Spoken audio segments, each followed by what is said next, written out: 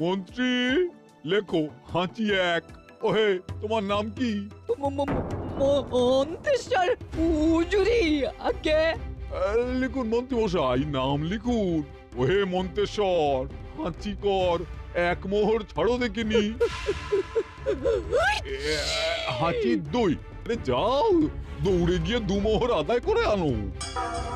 ওরে, তোরা সব কৃষ্ণনগরের কোণে কোণে ছড়িয়ে পড় দেখি, একটা হাঁচিও যেন বাদ না পড়ে। হ্যাঁ,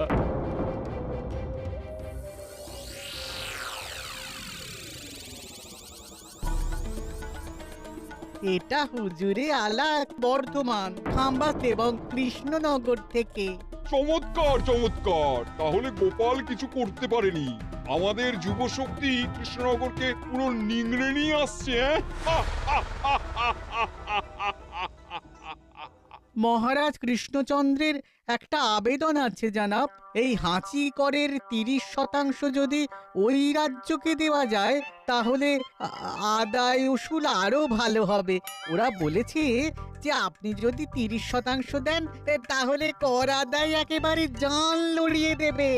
মঞ্জুর মঞ্জুর। আর একটা আর্জি আছে হুজুর, কৃষ্ণচন্দ্র কদিন বাদে নবাবকে কৃষ্ণনগরে আমন্ত্রণ জানিয়েছে। কেন? কৃষ্ণনগরের নবাব এবং তার উন্নয়ন উপলক্ষে এক মহোৎসব হবে। সেই সঙ্গে শহরে থাকা ইংরেজদের কাছেও নবাবের সৈন্য বলের এবং নবাব ও কৃষ্ণনগরের মধ্যে পারস্পরিক ভ্রাতৃত্বের সম্পর্কের বার্তাও পৌঁছে দেয়া যাবে। নবাবের অধীনস্থ রাজারা নবাবের শত্রু, এই রকম একটা ধারণা থেকে ইংরেজরা ইদানিং বেপরোয়া হয়ে উঠেছে, তাতে লাগাম উঠবে। বহুত খুব। মঞ্জুর মঞ্জুর মঞ্জুর।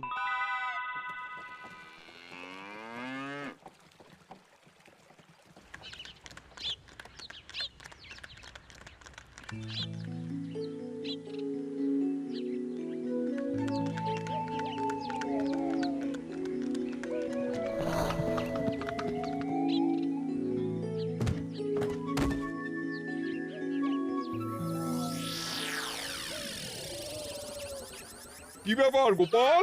জাহাপনা বলুন, কি খিদমত করব? আমি যা বলবো তাই করবে। অবশ্যই জাহাপনা। क्या बात क्या बात। উজির, তুমি সাক্ষী, মহারাজ কৃষ্ণচন্দ্র আপনিও সাক্ষী।